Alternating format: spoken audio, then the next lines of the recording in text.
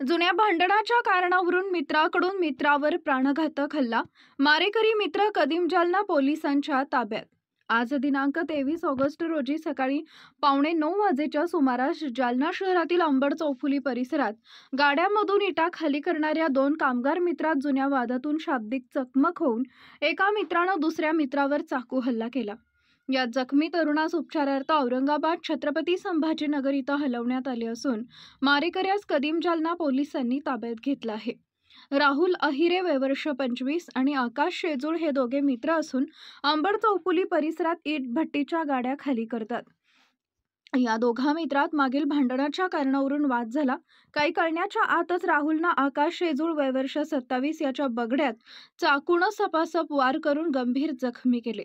उपस्थित नागरिकांनी जखमी शेजूळ याला प्रथम जिल्हा रुग्णालयात दाखल केलं, मात्र प्रकृती गंभीर असल्यानं त्यास उपचारासाठी छत्रपती संभाजीनगर इथं घाटी रुग्णालयात पाठवले. दरम्यान कदीम जालना पोलिसांनी हल्लेखोरास ताब्यात घेतलाय. सकाळी आकाश कैलास शेजूळ आणि राहुल विष्णू आहिरे हे दोघं इथं विटा उतरवण्याचं काम करतात.